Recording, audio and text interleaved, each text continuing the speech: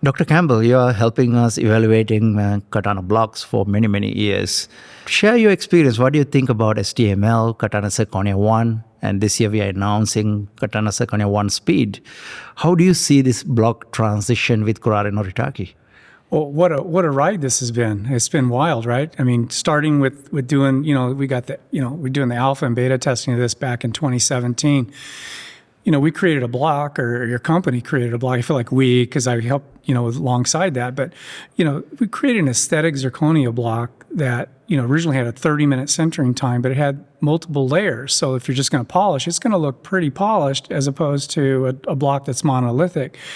And then, you come together with what Marcus Blatz and Brendis did with the APC technique of how to bond properly to zirconia, which a lot of people say you can't. It's not true. You got, 2 decades or more of research on that.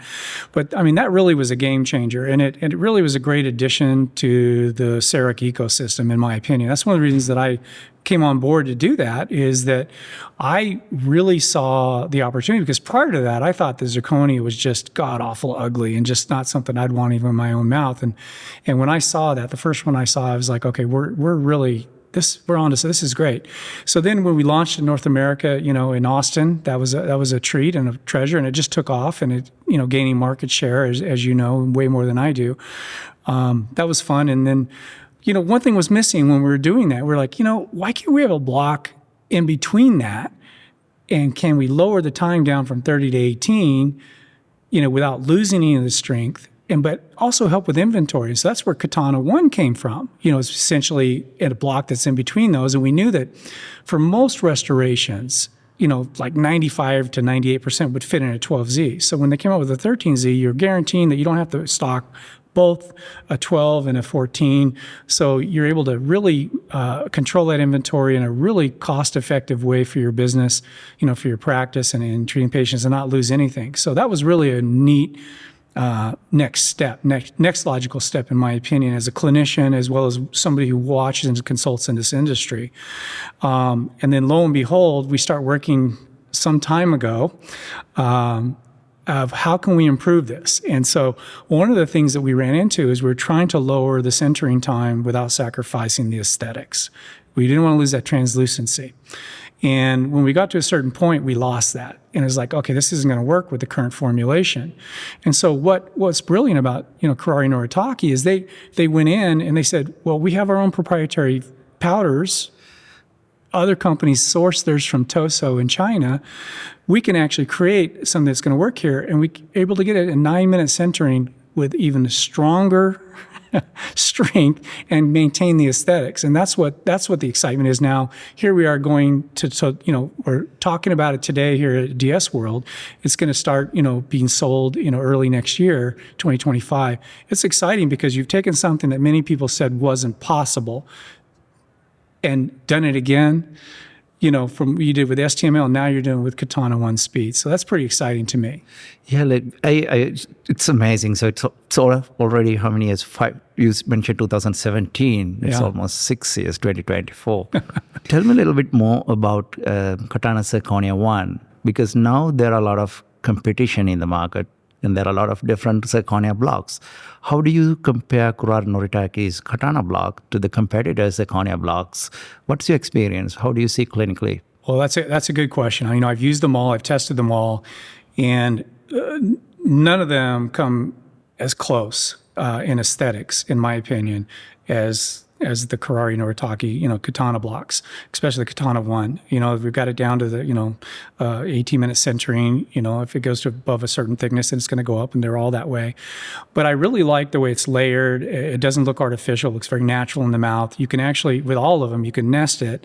I like that. One difference is you got so many color choices. I believe it's 14. It used to be 15, but I don't think clear is sold in the United States. So 14 Vita shade. The blocks are designed to match glazed crown, not necessarily polished. You can adjust accordingly with all your zirconias that way. But, the MTL, it's a good product. Vita did a great job in creating that. But I think that it just comes up a little bit short in your color choices and as well as how the final product. It would be my second choice if I happen to run out and that's all I had, I would use that. The others I think are somewhat problematic, and I just don't like the way they look and trust them.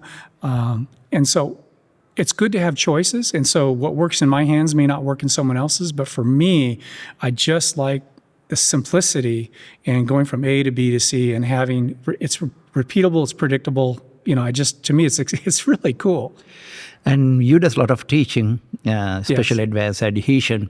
When it comes to zirconia, what's your way to go, and what kind of cement will you use for cementing zirconia? No matter the brand, what's the protocol? What do you like? Right. Well, what I find when I always go into a teaching situation, whether it's a group of 10 people or a group of 400, I always ask how many believe you can bond to zirconia, and generally 0 hands will go up or 1. And by the end of that class, I've taught them the proper way to do it. I show them the science behind it, show them that the bond strength of it is higher than bonding to Emax, initially, and even long-term results. So I like to bond everything. So I know that I'm kind of a rare dog in this world on that. But I figured that when I got introduced and started using like the V5 product, I really saw the light went on for me, the simplicity of cleaning up. And then I transitioned to the Panavia SA Cement Universal, which, as you know, was created, it was designed to be used alongside the zirconia and other products such as the glasses and the lithium silicates, the lithium disilicates. So I like to bond, and so I really do like doing that. Now, the one thing that a lot of people don't know in our industry is if you're going to use traditional cementing, zinc phosphate, resin-modified glass monomer, your ceramics, even zirconia, shouldn't be the minimal thickness. So let's say it's 1.0 or 0.8.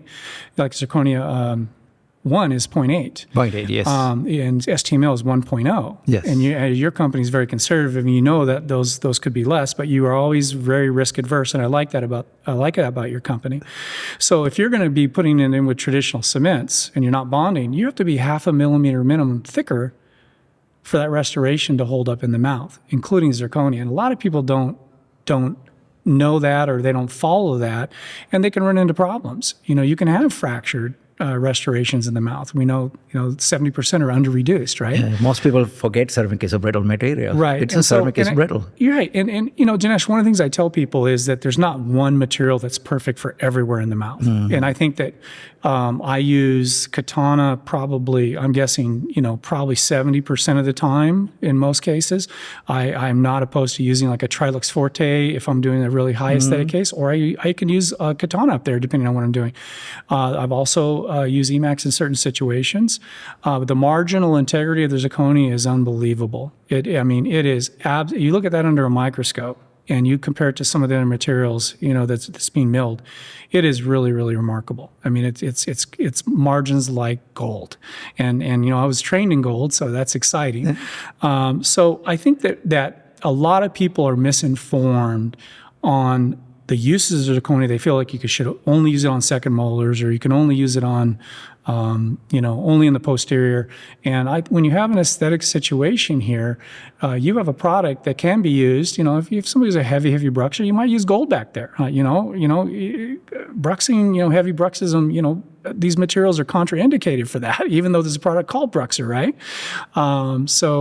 It's been a great adventure for me, getting involved with the testing and development, and just being entrusted with and being received the constructive criticism openly and honestly, and seeing changes made that make the product as good as it is. So you mentioned something very interesting. You mentioned bonding zirconia, and you mentioned Panavia V5. Mm-hmm. And we know we can use Panavia Cement Universal as well. In which camp you are in? Well, I started in V5, and I told you, you're probably going to have to pull me out of there with my cold, dead body. And I started using V5, and I've actually found a couple things about that. I like them both a lot, and I think they're terrific. And I noticed that if I use UBQ2 or UBQ with the Panavia Cement Universal, I think my bond strengths in our testing came out equivalent of the V5, but less steps. Mm-hmm. And you have the fresh with silane for the other glasses, but the silane doesn't do anything for the zirconia. Yes. But you have the fresh MDP as well. And as you know, MDP is king, and now not all MDP is created equal. I mean, Yes. now the patent is expired and everybody's added it. But the key here is how do you cure it? It's very difficult to cure. So the proprietary catalyst you have for curing still makes, and how you guys test is still superior to the other manufacturers at this point in time. It's just hands down. So I'm Panavia SA Cement Universal, definitely.